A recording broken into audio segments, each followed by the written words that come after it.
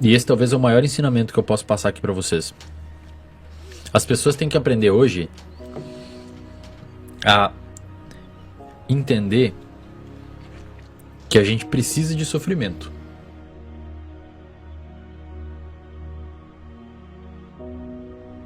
A gente precisa sofrer. Não é se fuder, mas a gente precisa sofrer. A região do seu cérebro responsável por gerar prazer e motivação é a mesma região envolvida por gerar dor e sofrimento.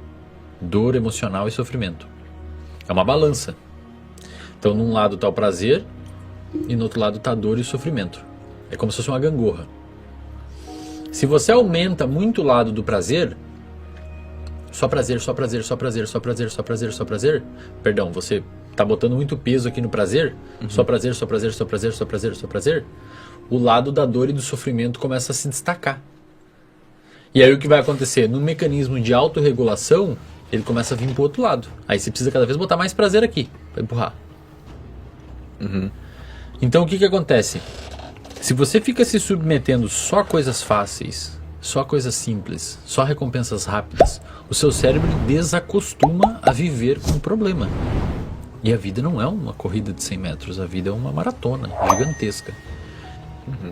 E as pessoas têm que entender que se você desbalançar esse negócio, se você botar só prazer, só prazer, só prazer, o TED, ele vai, a dor e o sofrimento vai começar a empurrar para o outro lado. Então, na ausência do prazer, você não sabe fazer mais nada. Dói para você não ter aquilo. Não ter prazer começa a doer. O nosso cérebro não tem nada errado.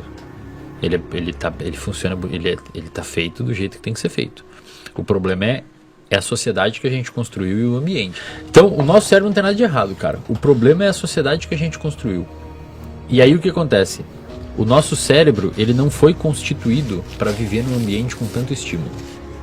Então pensa assim, por que a gente tem uma tendência grande a lembrar de traumas?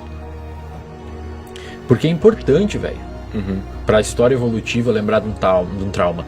Isso, evolutivamente falando, foi importante. Mas aí que tá, cara, muitas vezes uma pobreza, por exemplo, mais extrema faz com que a pessoa não tenha nutriente suficiente para desenvolver um cérebro saudável e daqui a algumas gerações, por várias vias epigenéticas, a pessoa pode desenvolver algum transtorno e não ser selecionado. Então existe sempre uma pressão acontecendo. O futuro vai ser foda, velho.